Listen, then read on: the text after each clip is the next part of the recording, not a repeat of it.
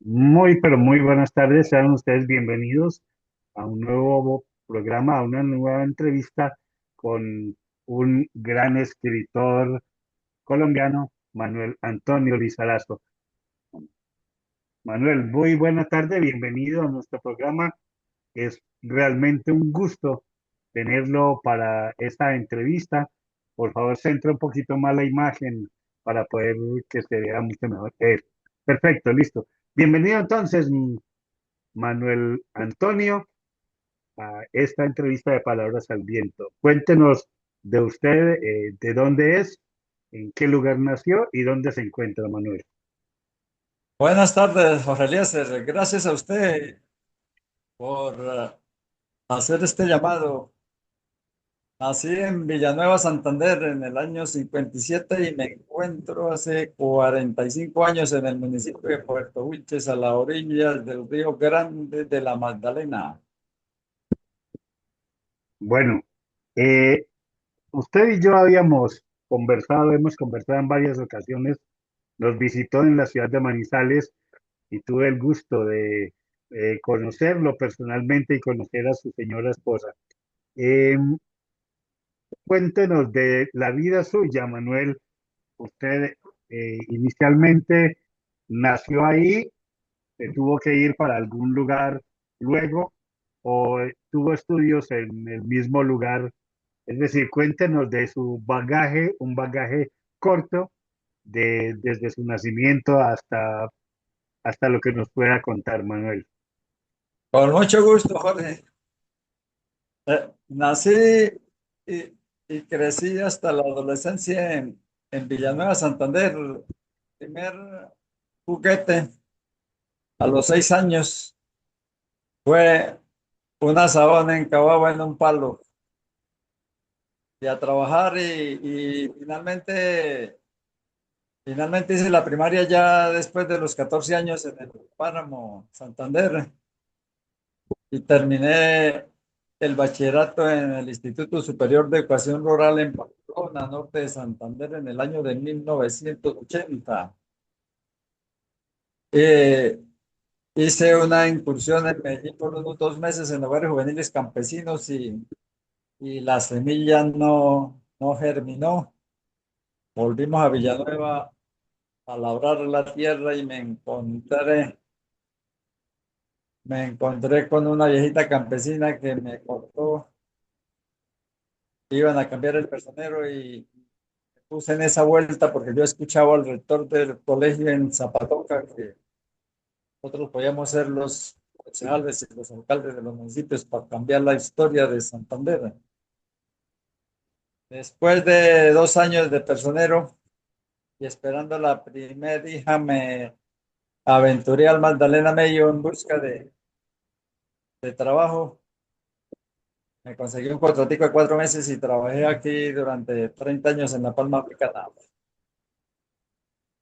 Bueno, ¿y cómo fue esa experiencia ya en el trabajo de la Palma Africana? ¿Qué cosas le han servido de esa labor con esa compañía de Palma Africana, Manuel? Esto fue un soporte económico para la familia muy bueno. Cuando yo entré a Palmas, Monterrey, en el año de 1984, entré devengando 3 salarios mínimos. Era, era muy bueno para después de haber devengado solamente un salario mínimo en Villanueva, así de personero. Y aquí fui creciendo en la vida laboral y en la vida pública. Paralelamente logré, con un coqueteo que me hicieron los políticos, de encabezar una lista y finalmente fui concejal durante 2 periodos seguidos aquí al servicio de la comunidad de Puerto Wilches. ¿Y cómo fue esa experiencia a nivel político? Qué tan buen político es usted? ¿O fue mal político como persona? Fue fui buen político y mal politiquero, porque por eso nos tuvimos que retirar, porque no le podemos decir a la gente lo que quiere escuchar, sino lo que le podemos dar. Sí, el politiquero le dice a la gente lo que la gente quiere escuchar, más no lo que necesita para solucionarle. Llegamos en un momento de transición de la violencia en el Magdalena Medio. Estaban de salida las guerrillas y estaban de entrada los paramilitares con un choque fuerte, con mucha calma y sacudones en medio del miedo y el ruido de los fusiles y las noticias de que mataron a Julano, a Sultano anoche. En ese ambiente trabajamos 30 años al servicio de La Palma. ¿Y qué característica fundamental cree que le sirvió a usted para lograrse mantener vivo y lógicamente, no digo al margen de esa situación, pero por lo menos sobrevivir a tal situación que vivió nuestro país por esa época tan difícil, Manuel? Digo que, digo que la naturaleza me tiene a mí para morir de viejito, aunque hago esfuerzos para que el viejito no se meta, pero cuatro compañeros que desempeñaban la misma función mía cayeron asesinados bajo las balas de esa violencia y unos 15 o 20 trabajadores de las distintas empresas en un lazo de 4 o 5 años fueron asesinados y, y eso hizo que en el 2012, cuando prescindieron de mis servicios, si no me hubieran echado no hubiera conocido la libertad. Me asusté por unos momentos, por unas semanas, por unos meses. Y en medio de ese susto conocí la libertad, terminé en la universidad abierta y a distancia y en el año del 2017 me puse la toga de graduarme de profesional agrónomo al servicio de una causa ya al final de mi vida productiva. Y Manuel, ¿qué pudo hacer usted en esta industria de la palma por los seres que fueron abatidos? ¿Cómo logró de pronto sacar a algunos o ayudarles para que no sufrieran las mismas consecuencias y los mismos efectos que tuvieron otros compañeros suyos? Complicado, hicimos muy poco.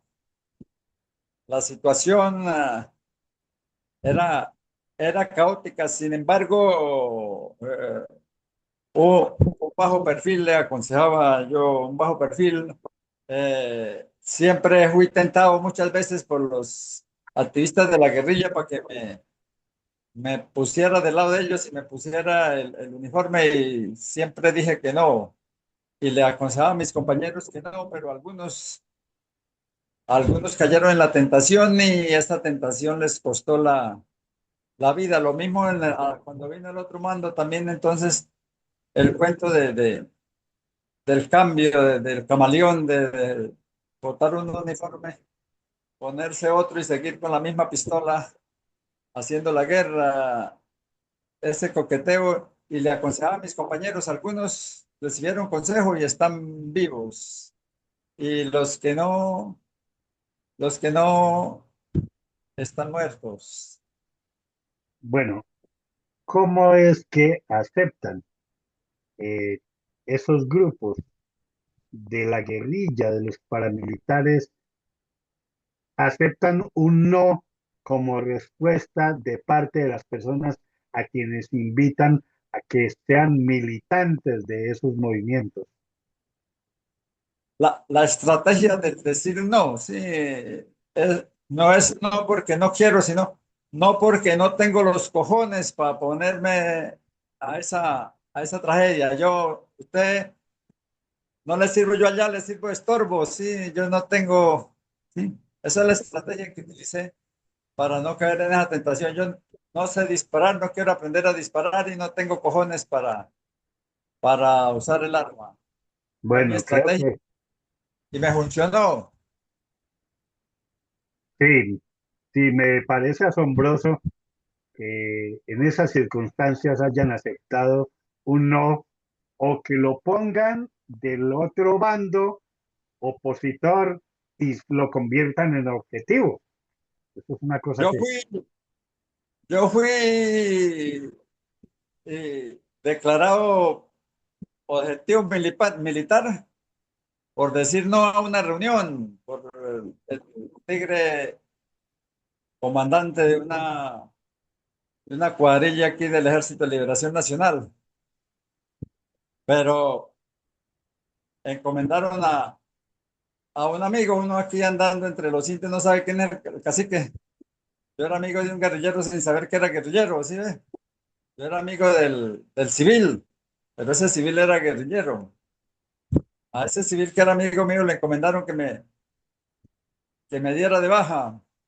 Entonces me avisó, dijo, tiene 8 días para que arregle el problema con el comandante Tigre porque lo van a matar.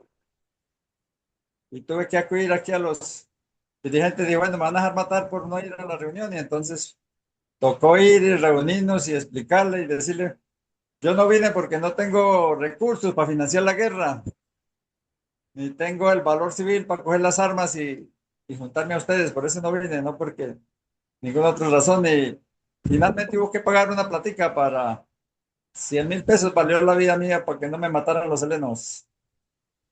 bueno, una estrategia realmente de inteligencia suya, ¿no? Para poder permanecer vivo. Mm, Exactamente. ¿Qué opinión le merece que esa situación se mantenga aún en nuestros días en el país, que supuestamente ya hizo un pacto de paz con estos grupos armados, Manuel? Esta mañana, echándole una ojeada al libro Cara a cara con la muerte y recordando eh, el episodio ese de la actividad teatral que primero vinieron por el panadero y yo como no era panadero no dije nada. Después por el policía y como yo no era policía tampoco me importó. Vinieron por el cura y como no era cura. Y finalmente cuando vinieron por mí, pues nadie habló por mí y sigue sucediendo. Aquí en la región están matando todavía jóvenes por distintas circunstancias que se meten en las bandas de- del narcotráfico y los encargan de la microdistribución y quizás no cumplen o se quedan con alguna parte de las ventas y entonces les cobran matándolos. Hace estos 15 días han matado aquí como 3 muchachos. Gravísimo esa denuncia, Manuel. Mm, yo sé que para escribir un libro como el que usted escribió Cara a cara con la muerte, realmente se necesita un impulso interior, pero además valentía para hacer una denuncia novelada que realmente no es tan novelada porque usted denuncia cosas con una claridad meridiana, con una precisión y con una exactitud extraordinaria. Eh, ¿De dónde nace ese coraje para decir, yo debo escribir esto y esto debe convertirse en un libro más que una novela, un, algo de carácter histórico? ¿De dónde nace ese coraje y ese valor, Manuel?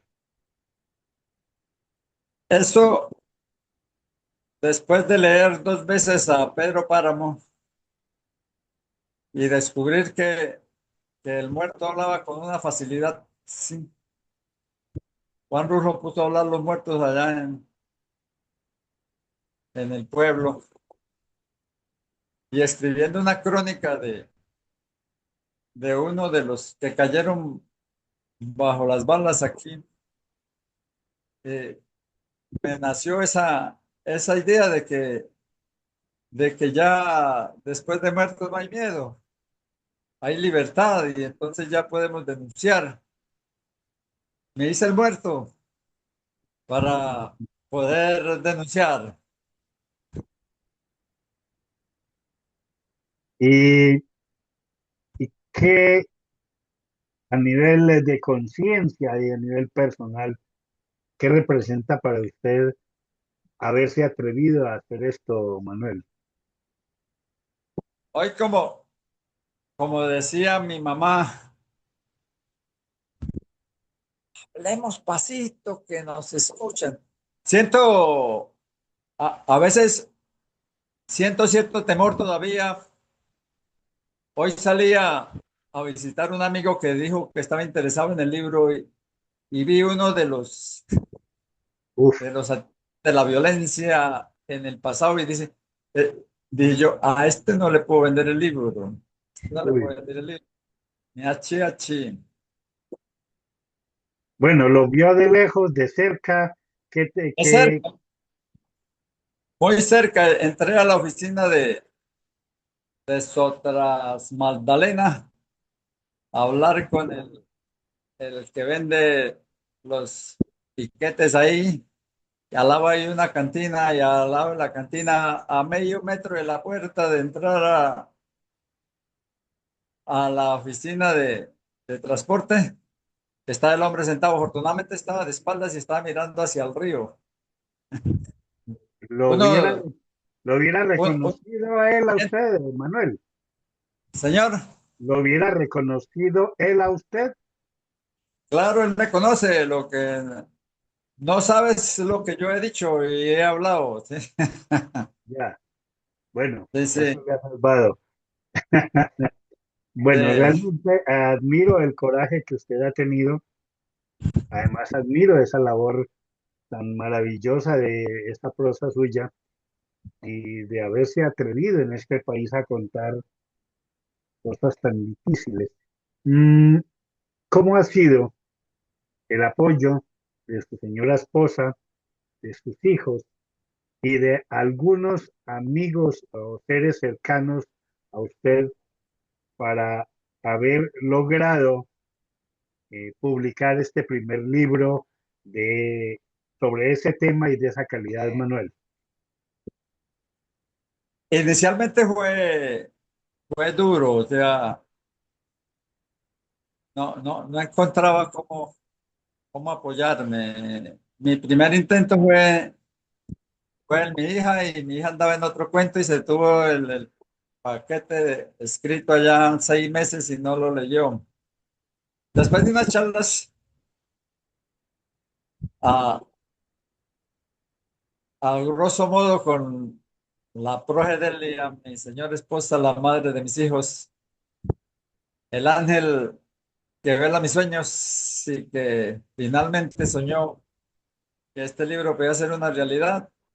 Dijo, vamos para Barichara, aquí no porque este ambiente no me gusta, vamos para Barichara y nos estamos allá unos 3, 4 días y allá le leo. Y así fue, después de eso entonces dije a un amigo que conocí en Manizales que dijo que como si me conociera desde antes, vamos a mandar este paquete y gracias a Jorge Eliezer Triviño, después del apoyo de mi señora esposa, esto cogió forma y está volando.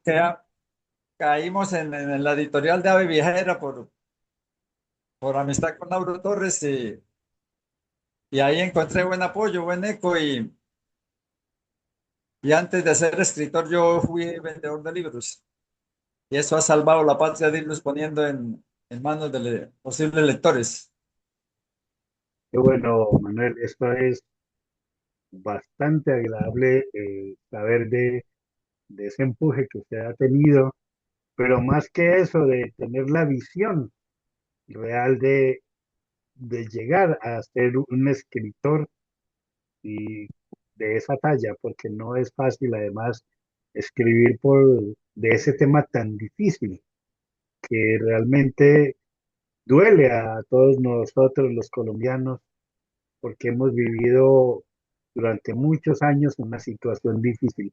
Mm, hablemos de esos personajes. ¿Qué personajes perviven o sobreviven aún de los que usted da a conocer en su libro, Manuel? Hay Pocos, hay cinco personajes que me inspiraron que están vivos.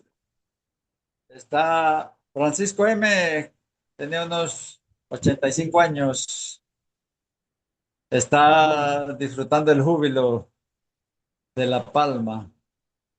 Eh, José Miguel Díaz está muy viejito y volvió a conseguir otra compañera con otros hijos y lo está criando y así viejito está haciendo de, de abuelo, de padre y de niñera. Tremendo, me lo encontré. Y le dije, José Miguel, que no se llama José Miguel. Lo sí, invito a la presentación de mi libro porque me acompañe. Entonces me contó esa historia que estaba cuidando a los niños y que no podía ir, pero que ya lo estaba leyendo, que un amigo que lo había comprado se lo había llevado y que ya lo estaba leyendo, que muy bueno, dijo. Y hasta luego, dijo, porque, vea, escuche, están llorando los niños y se fue. y sí, Y Luz también está viva, está por allá en los llanos, hace mucho no la veo, pero sé que está en los llanos, por ahí la he visto en las redes. ya. Y en los directivos de la compañía de Palma, alguno de que usted sepa que está cerca o que sepa de su destino en el momento, Manuel. Sí, eh, el más inmediato, el que fue mi primer guía en La Palma, está gozando del fútbol en Bucaramanga, estaba invitado a venir al lanzamiento aquí en Puerto Wilches, me dijo que iba a venir, pero se nos presentó el paro en Santander, el paro de La Paloma, que no vuelan, sino que aterrizó ahí en Lebrija y atravesó las mulas, y tienen comunicado y no pudo venir. Y el ingeniero Reyes también está por allá en los llanos, pero hace mucho no sé de él, pero está vivo. Y el ingeniero Cruz también está por ahí en Bucaramanga. Esos han sido personajes de la novela y están vivos. Bueno, usted no solamente tiene esa maravillosa, eh, esa maravillosa labor de escribir novela. Cuéntenos, que ya habíamos hablado al respecto, sobre una canción suya, Manuel, ¿Una qué? una composición suya. Bueno, Yo, cuéntenos. yo he hecho algunas. No hemos encontrado a una metáfora adecuada que le dé el sonido y el brillo al río Grande, la Magdalena, que William Ospina dijo la serpiente sin ojos. La serpiente sin ojos se perdió en el mar Caribe.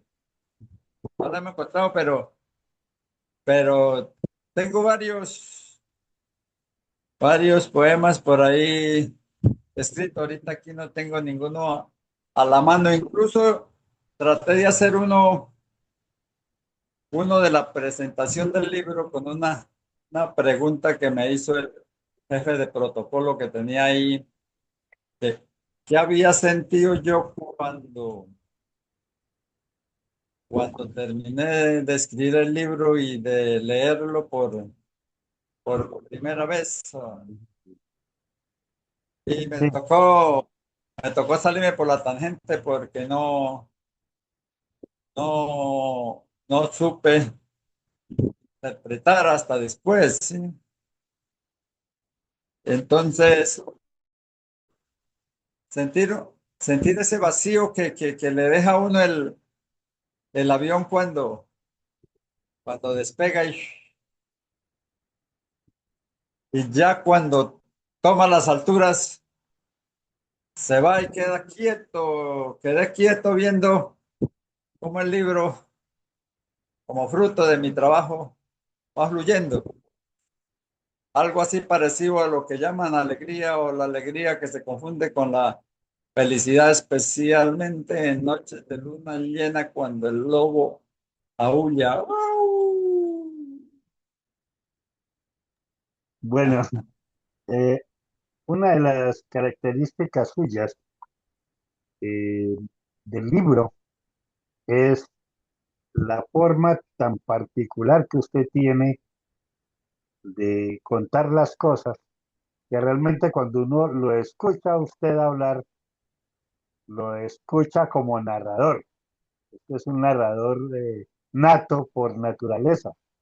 Es un hombre que sin duda alguna, como relator o como narrador, tiene unas características específicas y se encontró. Yo le oigo hablar a usted de Pedro Páramo, pero también tiene una forma de narrar, además muy bella, de describir las cosas, una sensibilidad exquisita, porque sin duda alguna usted es un admirador y contemplador de la naturaleza, y esa es una de las fuerzas de su obra, aparte de la calidad narrativa y de lo que cuenta. Mm, ¿Qué otros autores le han llamado a usted la atención? Le han llamado a usted la atención como narrador. Eh, Así que me marcaran, mm, me olvida el nombre siempre, el autor de Juan Salvador Gaviota. Quizás fue el primero que me Richard Bach, dijo, señor Richard Bach. Richard, sí, ese fue el primer autor y después Gabriel García Márquez con Cien años de soledad, El amor en los tiempos de cólera, Crónicas de una muerte anunciada, Memorias de mis putas viejas, eh, William Ospina con la serpiente ciega, con el verano que nunca llegó, Mario Mendoza, espectacular narrador de la no ficción en la novela, y uno en especial, Víctor Hugo, con Los Miserables, 1100 páginas en letra número 11 a menos de un espacio. Y me lo tuve que leer dos veces y tres. Y cuando terminé eso, yo dije, con estas maravillas, sí, todos saliendo ya volando de la pupa, vueltos mariposas. Yo, un simple gusano, ¿cómo hago para encontrar mi estilo, mi pista de vuelos? Y entonces me acordé de mi madre que no sabe la ópolo redonda y que sabía N, refranes populares de Santander, mucho pingos para galar. Y entonces consulté una serie de refranes y se los fui incorporando para ir logrando mi estilo. Así fue que logré mi propio estilo narrativo que, que le gustó a la profe. Está muy bien narrado. Que encontró el abono en Jorge Eliezer Triviño Rincón y dice, acaba de nacer un escritor nuevo en Santander. Pues, no está nuevo, ya está viejito, pero estaba en el anonimato. Sin duda alguna ya estaba incubada hace mucho rato, Manuel. Esas cosas no, cuando se manifiestan es porque ya se ha trabajado un buen rato en el mismo sentido. Y cuando se llega a realizar, es porque es ya el momento de materializar aquello que nosotros ya tuvimos muy dentro hace mucho rato. Es sencillamente la materialización de un ideal que usted tenía, que sin duda alguna, en algún momento alguien le dijo, un día yo voy a escribir un libro. Se lo debió haber planteado en un momento en que estaba alegre, feliz, se lo dijo a alguien, se lo pensó y lo manifestó y ya se hizo realidad. Esa es la maravilla de la concreción de las imágenes de cada persona. Eh, ¿qué, cómo ha encontrado o qué ha encontrado en los lectores, en quienes han asistido a las presentaciones del libro, Manuel? ¿Cómo ha sido la recepción de las personas y, y qué dudas le plantean sobre el libro, Manuel? Dos, dos características diferentes en dos presentaciones, la una más numerosa que la otra, pero todas dos en pequeñas cantidades. En Villanueva más o menos unas 30 personas, de los cuales 10 eran escritores. Eso me hizo sentir escritor. Por primera vez lanzando el libro, por primera vez 10 escritores santanderianos, dos de Villanueva, dos de Barichara, dos de San Gil, dos de la provincia de Vélez, se hicieron presentes, no porque lo que yo iba a presentar lo viera como muy importante, sino porque vieron como que necesitaban como impulsar para que salgan nuevos talentos. Y entonces todos, todos se mostraron interesados y algunos como Raúl Gómez, que es historiador, es netamente Villanueva, y el padre Pineda, ya retirado y jubilado, hicieron hincapié que por primera vez un Villanueva escribía novela, que no era eso era histórico, nadie había escrito novela, habían escrito historias, han escrito crónicas, han habido muchos profesionales, pero no habían escrito novela. Y aquí no viene ningún escritor por el paro, aquí vinieron solo personajes de la novela y me encontré con una pareja que me causó curiosidad. Los invité por cortesía, así que vinieran y llegaron. Y aunque participaron en silencio, ayer estuve por allá y dije, don Manuel, felicitaciones. No sé cómo vamos a comprar ese libro, pero empezamos ayer a ahorrar para comprárselo. Sí. Y don Julio Guerrero, un dirigente sindical ahí que sobrevivió a la guerra, activista de inicialmente el Partido Comunista, de la UP, y ahora entusiasmado con el pacto histórico, se dio la tarea de compararme con el autor de Cristo de Espaldas, Caballero Calderón. ¡Wow! No he tenido la oportunidad de leerlo, pero ya me tocó comprar el Cristo de espaldas para leerlo. Sí, claro, magnífico. Eh, nos quedan todavía 2 minutos, 45 minutos, Manuel.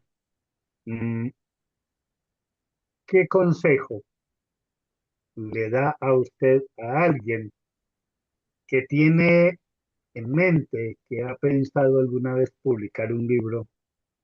¿Qué debe hacer para entroncarse dentro de la literatura, eh, publicar poemas o publicar un libro, un ensayo, una novela? ¿Qué consejos usted que ya tuvo ese impulso, ese empuje y que llegó a materializarlo, Manuel? quizás dos consejos muy importantes. El primero que hay que ser lector, hay que leer. Hay que leer primero para poder tener un criterio y poder volar con un criterio propio, poder cuestionar y encontrar la libertad. Quien lee no está obligado a creer lo que el otro le dice, sino que puede tener la oportunidad. Un momentico, pido la palabra, sí. Y segundo, que las experiencias vividas eh, son, son el motor de inspiración. Ya el que lee y tiene una experiencia, le digo, cuente la historia verbal y después grábela, escúchela y ahora escriba un cuento o un mini cuento. Y así se va y después le van haciendo y así como se lee, se escribe. Todo es práctica, práctica, práctica. Bueno, magnífico. Yo le voy a pedir un favor. Nos despidamos en unos minutos.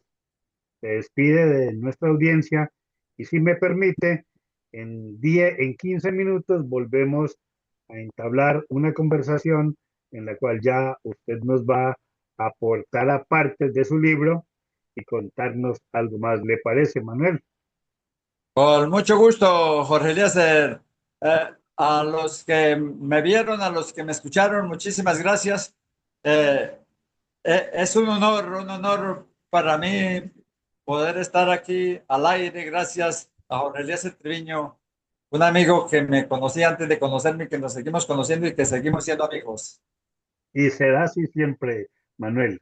Siempre Claro, contará con mi amistad sincera, irrevocable y, y tendrá un amigo en Colombia, en Manizales,